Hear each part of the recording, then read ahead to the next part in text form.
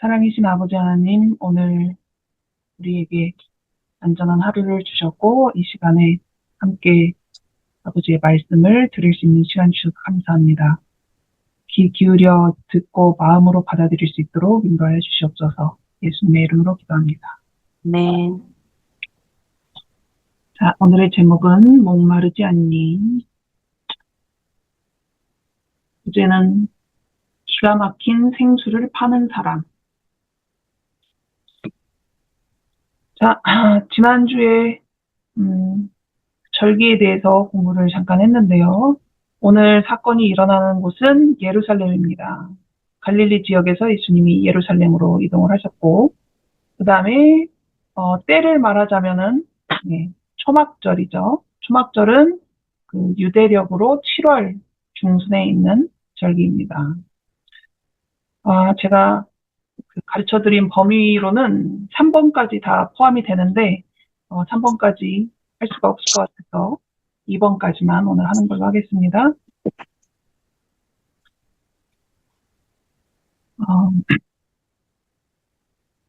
기쁨의 절기 초막절인데 이제 예수님이 가셔서 설교를 여러 번 하시죠.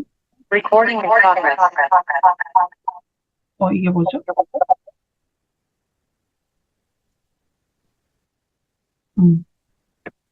자, 예수님이 하신 말씀 중에 누구든지 목마르거든 내게로 와서 마시라 라는 말씀이 있었습니다. 그리고 이제 시기를 대충 보자면 페레아 봉사 기간의 초반부죠. 자, 지난주에 했던 거니까 복습으로 6월절은 몇 월 며칠? 소리를 켜주세요. 1월 15일인가? 14일? 1월 13일. 누가 맞은 걸까요? 6월절은 1월? 한지우 대답해보세요. 6월절 1월 며칠? 14일. 14일 무교절은? 15일. 일주일. 네, 15일부터 일주일. 초실절? 17일. 16일. 16일부터 22일이었나? 16일. 초실절은 하루예요. 자, 오순절은요? 예, 콩이 맞췄어요. 3월 6일. 나팔절? 7월 1일. 7월 1일. 대속제일? 7월 10. 초막절은? 7월 7월 10. 15일에서 15일. 네, 맞습니다. 이 세 개의 별표는 뭐를 뜻하나요? 올라가. 예루살렘. 옆에서 정답을 말하는데 문장이 완성이 되진 않아. 1년에 3차례 남자들은 예루살렘 성전이 있는 곳에 모이라고 했죠. 그 절기입니다.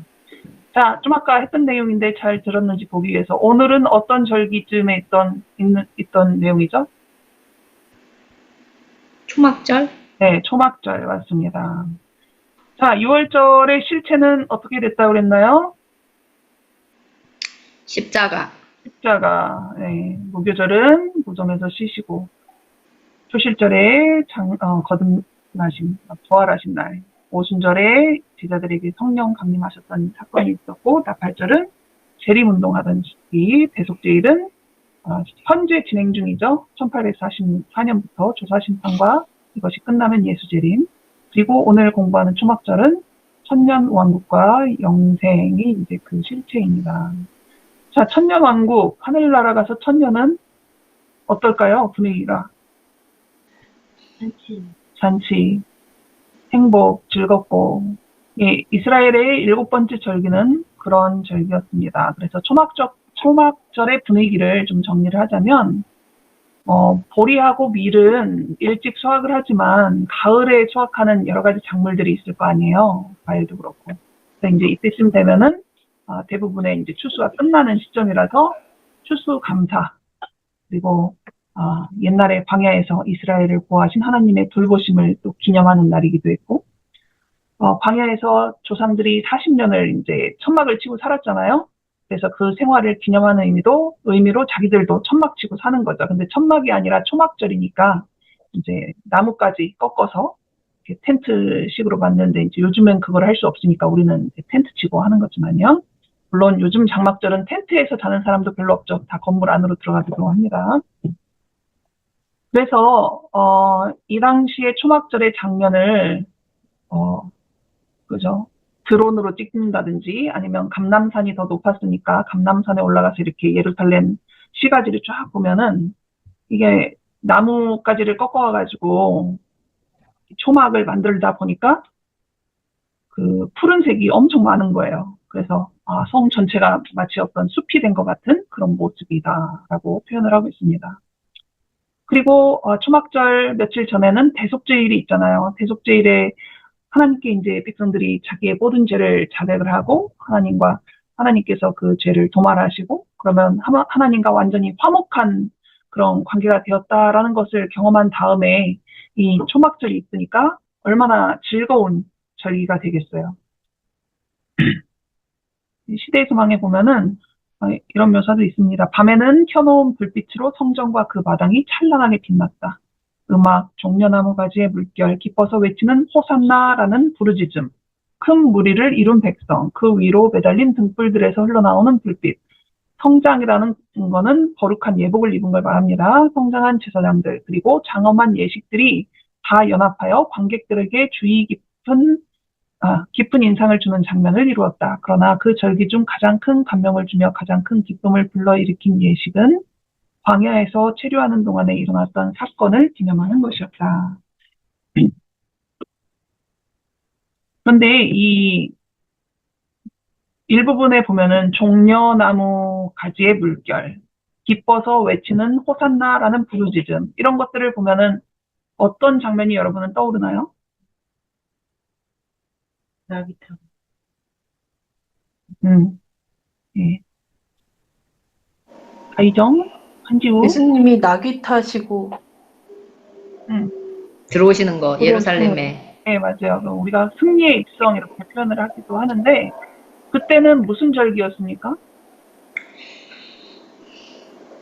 6월절? 네, 6월절 며칠 전이었죠. 그런데 원래는 그런 광경은 초막절일 때 자주 보이는 그런 광경인데 이 백성들이 너무 좋다 보니까 그 초막절에 연출되는 그런 장면이 예수님이 승리에 입성하실 때도 보여졌던 거예요.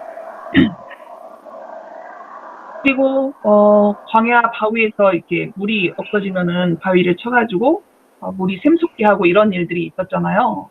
그래서 그 제사장이 물과 포도즙을 가지고 와가지고 이게 물로 시내로 흘러버려서 기드론 시내를 거쳐서 결국 사해까지 이어지게 이런 행사들을 해요. 그래서 그것이 옛날 광야에서 물이 샘솟던 것을 이렇게 기념하는 그런 예식이 있었거든요.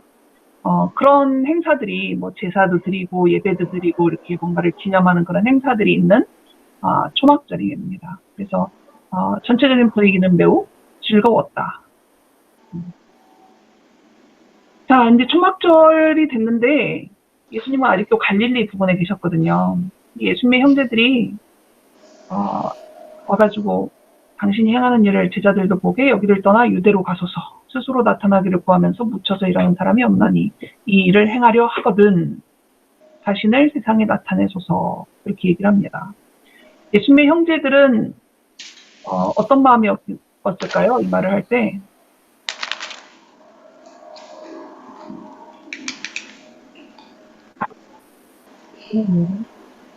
사실 예수님은 예루살렘에 가지 않으신 지 약 1년 반 정도 됐어요. 그러니까 지금이 7월인데 1월에는 6월절이 있잖아요. 6월절도 이스라엘 남자들은 성전으로 가야 되는 그런 때인데 예수님은 그때 안 가셨어요. 두 번째 그 6월절에 예수님이 예루살렘에서 38년 된 병자를 고쳐주셨단 말이에요. 그리고 그날이 하필 안식일이었죠. 예수님이 일부러 그러셨지만 그렇게 돼서 예루살렘에 있는 지도자들과 이렇게 대치하게 되는 상황이 있었단 말이에요. 그런데 예수님은 그런 상황들을 피하기 위해서 예루살렘 유대 지역에서 하는 활동을 접고 갈릴리 지역으로 올라가셔서 주로 그쪽 지역에서 활동을 하셨던 거죠. 그러니까 시간으로 따지자면 한 1년 반 정도를 예루살렘에 가지 않으신 거예요. 그 중간에 6월절도 안 가시고 오순절도 안 가시고 뭐 이런 식으로. 그러니까 절기에 지금 몇 차례나 예루살렘에 아예 가지를 않으신 거죠.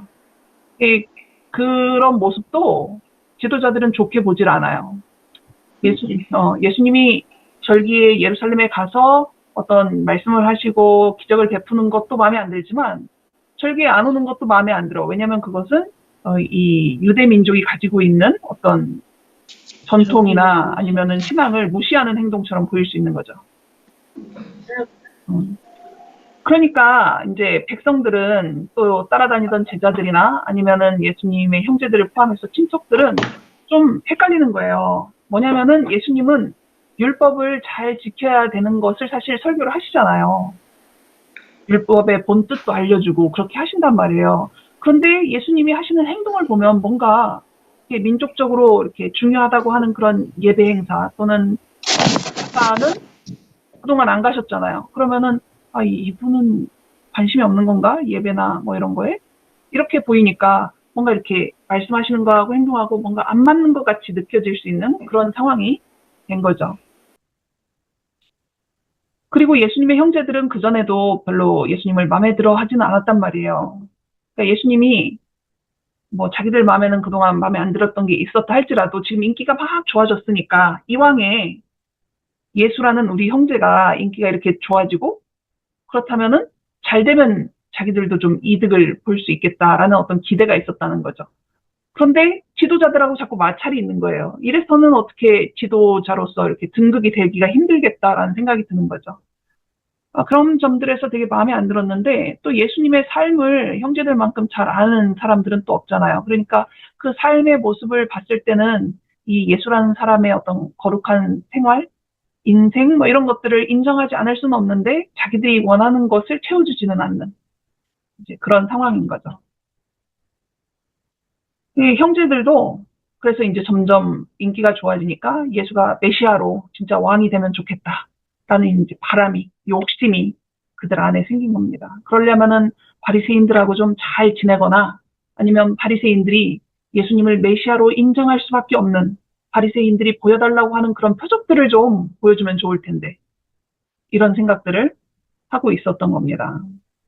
그런데 마치 그 사탄이 예수님 광야에서 시험할 때 네가 하나님의 아들이거든 뭐 이런 말을 표현하면서 믿음이 아니라 불신을 드러내는 문장을 썼던 것처럼 형제들도 이 일을 행하려 하거든 이라는 표현을 씀으로써 예수님이 메시아임을 믿었기 때문에 이런 말을 한 게 아니라는 것을 이제 표현을 하고 있었다라는 거죠. 그리고 예수님이 자꾸 피하는 것은 비겁하고 연약함을 드러내는 일이다라고 생각을 했다라고 합니다. 자, 혹시 이런 거 비슷한 거 그려본 적 있어요? 네. 자, 이것만 잘 그렸구나. 자, 문장을 완성해 보시기 바랍니다. 생활 계획표대로 산다는 것은 자, 음소거. 콩은 불가능하다라고 대답했고요. 여러분은 뭐라고 대답하시겠습니까? 문장을 여러분 마음대로 완성하시면 됩니다. 생활 계획표대로 산다는 것은 거의 불가능하다. 콩은 불가능하다. 추셈은 거의 불가능하다. 예, 한지우. 늘 원하는 건데 잘 안 된다. 늘 원하는 건데 잘 안 된다. 예, 김지아 집사님. 내 자신과의 싸움이다. 내 자신과의 싸움이다. 자, 우리 하율이는 이런 거 해본 적 있나?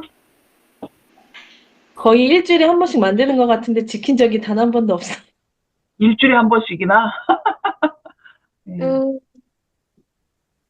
시간을 지키는 거다. 시간을 지키는 거다. 예. 감사합니다. 자, 제자들이 아니라 형제들이 예수님을 사실 좀 흔든 거죠. 그랬더니 예수님이 대답하시는데 내 때는 아직 이르지 아니하였다. 세상이 너희를 미워하지 아니하되 나를 미워하나니 이는 내가 세상의 일들을 악하다고 증언하미라. 너희는 명절에 올라가라. 내 때가 아직 차지 아니하였으니 나는 이 명절에 아직 올라가지 아니하노라 라고 하시면서 이제 뭔가 형제들이 원하는 대로 하지는 않으시는 모습이죠. 이 형제들이나 제자들은 예수님이 그 왕이 될 어떤 기회를 놓치지 않기를 상당히 바랐지만 예수님은 그것과는 전혀 상관없이 사셨습니다. 예수님이 하러 오신 일은 이 땅에서 왕이 되는 것이 아니라 그분의 죽음으로 세상을 구원하고자 하는 그런 거였잖아요. 그런데 이런 표현이 있어요. 노란색. 그분은 외람되게 행하거나 위험 속으로 달려들거나 위기를 재촉해서는 안 될 것이었다. 그분의 사업에는 사건 하나하나마다 지정된 시간이 있었다. 그분은 참을성 있게 기다리셔야만 하였다. 예수님은 자신이 죽어야 될 시간이 정해져 있었고 그 전에도 이루어야 될 사건들이 시간표가 다 정해져 있었다라는 거예요. 우리는 방학 때마다 만들든 일주일에 한 번씩 만들든 그걸 완벽하게 지켜낸 적이 한 번도 없는 그런 사람들이지만 예수님은 우리보다 훨씬 더 그 상세하게 이루어진 그 자신의 생활 계획표 또는 예언을 정확하게 이루셔야만 하는 사명을 가지고 오셨죠. 그러니까 그 일이 조급하게 이루어지거나 또는 시간이 뒤로 미루어지거나 하면 안 되는 그런 분이셨습니다. 자, 그렇게 자기 형제들은 이제 따로 먼저 출발을 했고 예수님은 조용히 사람들이 잘 다니지 않은 길을 통해서 예루살렘으로 가셨습니다. 왜냐하면은 사람들이 많이 다니는 길로 가면은 예수님을 지지하는 무리가 형성이 되고 그래서 아주 왁자지껄하게 그 성에 들어가면서 마치 그 6개월 후에 있을 그 장면이 초막절에 연출이 됐을 거예요. 그러면은 그 지도자들의 분노를 더 일으키고 예수를 잡아 죽이고자 하는 그 강렬한 열망과 함께 이상한 일이 생길 수 있기 때문에 그렇게 하지 않도록 하기 위해서. 그런데 예수님은 인기가 보이지 않아도 인기가 아주 하늘을 찌르고 있었습니다. 심지어는 예수님을 혹시 볼 수 있지 않을까라는 생각으로 멀리서 예루살렘으로 이동하는 그런 사람들마저 있었어요.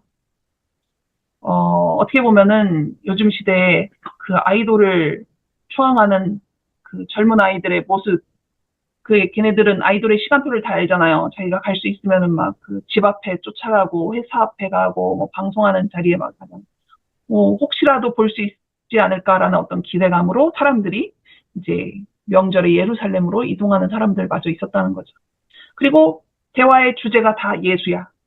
그래서 이 사람이 메시아일 거야. 아니야. 메시아라면 이렇게 지도자들이 모를 리가 없어. 지도자들이 싫어할 리가 없어. 뭐 이런 얘기. 그래서 갑론을박이 이제 그 사람들의 주요 대화였습니다.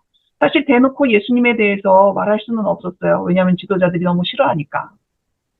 근데 사실은 지도자들도 예수가 나타나기를 기다리고 있었어요. 아니 직접 보고 예수가 활동을 해야 뭔가 꼬투리를 잡아낼 거 아니에요. 그런데 이런 일이 일어나는 것을 원하지 않았기 때문에 예수님은 은밀하게 예루살렘으로 가셨습니다. 그리고 그렇게 사람들이 잘 보지 못하는 길로 가셔서는 어느 날 초막 그 예루살렘 성전 안에 사람들이 자유롭게 드나들 수 있는 그 뜰에서 사람들을 가르치기 시작했죠. 근데 설교가 훌륭했을 것이다라는 건 알지만 사실 정확한 내용은 나와 있질 않아요. 그래도 시대의 소망에는 일부의 내용은 나와 있습니다. 이스라엘의 율법, 제도, 그 다음에 제사제도, 선지자의 교훈에 대해서 가르치셨는데 그분이 가르치실 때 이미 이런 내용들을 그러니까 성경을 가지고 가르쳤던 유대인, 바리새인 지도자들, 서기관들보다 예수님이 훨씬 더 분명하게 가르쳐 주시는 것이 이제 드러난 거죠. 그분은 보이지 않는 분을 본 것처럼 절대적인 권위로 땅의 일과 하늘의 일, 인간의 일과 하나님의 일을 말씀하셨다. 사실 그분은 다 보셨으니까. 그분께서는 당신이 하나님에게서 보내심을 받았다는 모든 증거를 다 주셨으며 그들을 회개시키기 위하여 할 수 있는 모든 노력을 다하셨다. 그 다음 문장 잘 보세요. 만일 그분께서 저들을 그와 같은 행위의 죄에서 구원할 수 있다면 그분은 동족에게 거절되고 살해당하지 않으실 것이었다. 자, 여기서 질문. 그러면은 유대인들이 예수님의 말씀을 잘 듣고 회개하고 받아들였으면 예수님은 안 돌아가셨을까요?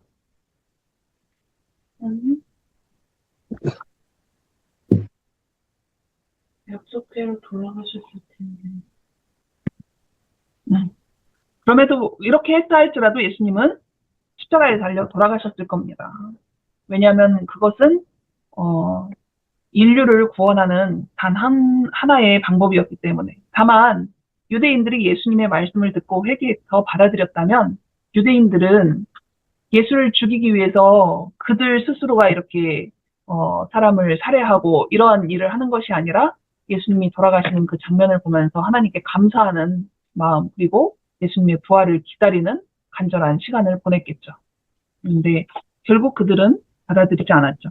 하지만 예수님이 말씀을 너무 잘 하셨기 때문에 그 말씀을 듣는 백성은 넋을 잃고 있었다라고 표현했습니다. 그 시간 동안에는 다른 모든 관심사는 잊혀졌다.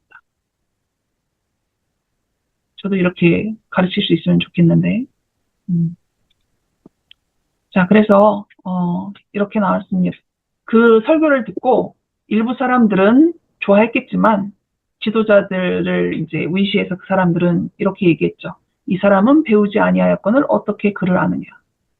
이 표현은 글자를 읽을 수 없다, 읽을 수 있다 이런 표현하고는 관계가 없습니다.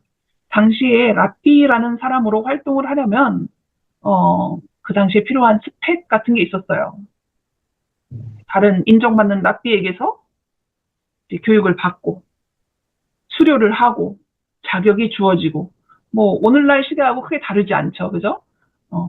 말씀을 전하려면 신학 공부를 해야 등단할 수 있고 뭐 이런 거, 그죠? 목회자로서 일할 수 있고 뭐 이런 것들이 따로 있는 것처럼 이 당시에도 그랬는데 지금 이 예수님도 그렇고 이전에 활동했던 침례 요한도 그렇고 그런 게 없잖아요. 학교 졸업장도 없고 어떤 유명한 랍비 밑에 들어가서 배운 적도 없고 그런데 너무나 훌륭한 말씀을 하니까 혹 빠져서 듣다가 이제 정신을 차리고 나서 보니까 그럴 때가 아닌 거죠, 자기들이. 그러면서 이렇게 비아냥거리는 거예요. 많은 이야기를 생략하고 이제 이 바리새인들은 계속 예수님을 깎아내리기 위해서 너가 어떤 권위로 이런 일을 하느냐 뭐 이런 질문도 하고 계속 예수님의 허점을 잡으려고 하는 노력들을 하지만 이제 명절의 마지막 날이 되었습니다. 그리고 예수님이 설교를 이제 마무리를 하셔야 되겠죠, 그분도. 근데 마지막 날 이런 말씀을 하셨어요. 누구든지 목마르거든 내게로 와서 마시라. 나를 믿는 자는 성경의 이름과 같이 그 배에서 생수의 강이 흘러나오리라. 이런 말씀을 하셨습니다. 목마른 사람은 내게로 와서 마시라. 이거는 누가 기억나게 하는 말씀입니까? 예. 사마리아 여인을 만났을 때 생수를 주시겠다고 했던 말씀과 비슷하죠. 일주일이나 계속되는 이 축제였기 때문에 사실 즐거운 분위기긴 하지만 또 비슷한 것들이 지속이 되거나 그러면 이제 사람들이 또 지겨워지기도 하죠. 우리 인간은 참 아무리 좋은 거를 줘도 똑같은 비슷한 게 계속되면은 지겹기 마련입니다. 그런데 그렇게 즐거운 축제가 일주일 이상 계속됨에도 불구하고 그 사람들에게 진짜로 필요한 것들은 그 축제나 제도나 아니면은 의식을 통해서 다 충분히 채워지지가 않는 거죠. 사마리아 여인이 결혼을 5번을 하고 결혼도 하지 않은 남자와 같이 지내도 채워지지 않는 것이 있었던 것처럼 예루살렘에 모여서 성전에서 예배를 드리고 함께 찬양을 하고 그래도 채워질 수 없는 영혼의 갈증이 있었다라는 거예요. 자, 생수는 무엇이냐? 그리스도의 말씀은 생명수였다.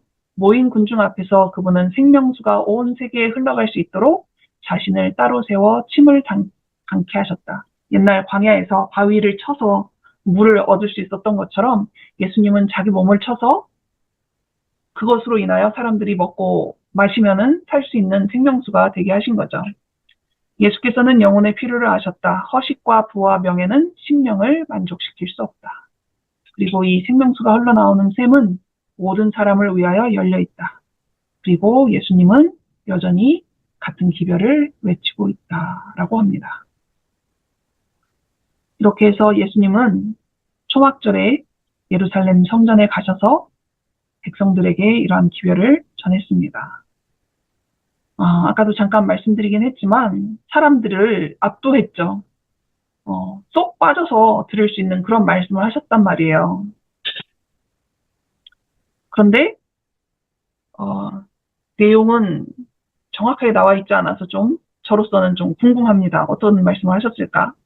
그런데 이 바리새인들은 그 며칠 동안 계속 예수를 잡기 위해서 노력을 하는데 자신들이 직접 갔을 때도 있고 지금 요한복음의 이제 끝부분에서는 자신들이 직접 가진 않고 심부름꾼을 보내서 잡아오라고 시켰어요. 그래서 이 심부름꾼들이 그 예수님이 가르치실 때 같이 듣고 있었단 말이에요.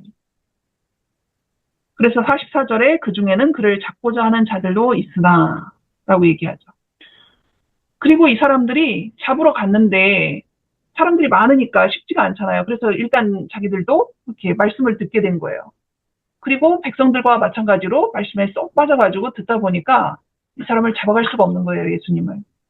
그리고 빈손으로 돌아갑니다. 그랬더니 보낸 사람들이 왜 그냥 오냐고 그랬더니 이런 얘기를 하죠.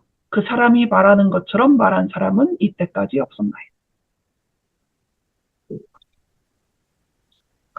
이 사람들이 좋은 마음으로 간 건 아니잖아요. 그래서 시대의 소망에는 이렇게 나와 있습니다. 그들의 마음은 강팍했었지만, 마음이 딱딱했었지만 그분의 말씀을 듣고 녹아버렸다. 그분께서 성전 마당에서 가르치고 계시는 동안 그들은 가까이 와서 그분에게서 어떤 일을 책잡으려 하였다. 그러나 말씀을 듣고 있는 동안 그들은 그들이 파송된 목적을 잊어버렸다. 그들은 황홀감에 빠진 사람들처럼 서 있었다. 그리스도께서는 이 영혼들에게 당신 자신을 계시하셨다. 그들은 제사장들과 당국자들이 보려고 하지 않던 것, 즉 신성의 영광으로 넘치는 인성을 보았다. 말씀에 푹 빠져 있을 때 예수님의 신성까지도 감지할 수 있었죠. 그런데 이런 현상은 사실 예수님이 처음 활동하실 때 제사장들이나 율법사들도 이미 경험했던 거예요. 아, 이 사람의 말이 맞다. 이 사람은 하나님 보내신 자다. 뭐 이런 확신이 사실 그들 안에서도 있었는데 그들이 원하는 것과는 너무나 다른 그 말과 행동을 하셨기 때문에 결국 합칠 수 없는 사이가 돼버린 거잖아요. 그러나 그들은 성령의 깨우치심을 짓눌러 버렸다. 예수님의 말씀을 통해서 표적을 통해서 그들의 마음에 성령께서 분명하게 노크를 하셨고 그들도 문을 열까라는 어떤 갈등까지는 갔었지만 안 열기로 결정을 해버린 거죠. 네, 바리새인들이 화가 나서 어떻게든 잡아놓고자 하기 위해서 회의를 합니다. 그 심부름꾼들을 막 혼내고 우리 지도자들 중에 믿는 사람이 있었냐고 막 그러면서 막 혼내버리고 가죠. 혼내버립니다. 이 장면은 오늘날에도 비슷해요. 오늘날 사람들도 이것이 진리인가를 알기 위해서 노력하기보다는 거기에 사람이 몇 명이나 모이고 거기에 얼마나 유명하고 유력한 사람들이 있는지 가끔 우리 주변에도 이 사람이 우리 교회 다니면 좋겠는데 그러면 좀 우리 교회에 대해 평판도 좀 좋아질 것 같고 이런 생각하는 경우가 있잖아요. 그래서 이 땡땡 박사님이 우리 교회를 박차고 나갔을 때도 되게 안타까운 이유 중에 하나가 그렇게 그래도 꽤 유력하고 인기도 좋은 분이 있어서 괜찮았는데 그분이 막 교회를 욕하면서 나간 거잖아요. 한마디로. 되게 안타깝죠. 대한민국에서 정말 유명한 누군가가 우리 교회를 다닌다고 그러고 커밍아웃을 하면 우리 교회 안으로 사람들이 많이 올 것 같은데 이런 생각을 한단 말이에요. 근데 그거는 사실 중요하지 않다는 거죠. 누가 우리 교회에 오고 몇 명이 우리 교회에 오는가 물론 많이 오면 좋겠지만 그런 것들은 사실 중요하지 않다라는 것입니다. 종교 지도자들이 아니면 유력한 사람들이 이 진리를 받아들이느냐 안 받아들이느냐는 우리가 그 진리를 받아들이는 판단 기준이 되어서는 안 된다라는 거죠. 여하튼 바리새인들은 다시 예수를 잡기 위해서 회의를 하고 있는데 니고데모가 한마디 말을 하죠. 우리 율법은 사람의 말을 듣고 그 행한 것을 알기 전에 심판하느냐 라는 말을 합니다. 이 사람들도 자기들이 가지고 있는 법이 있잖아요. 법대로 하면 우리가 이런 식으로 지금 회의를 하고 사람을 잡고자 하는 것은 잘못된 것이다 라는 것을 지적을 하는 거죠. 이것이 니고데모가 예수님을 만난 지 2년 반쯤 됐을 때의 상황입니다. 근데 옳은 말을 사내들인 회원인 니고데모가 그 말을 했기 때문에 사람들이 갑자기 할 말을 잃어버렸어요.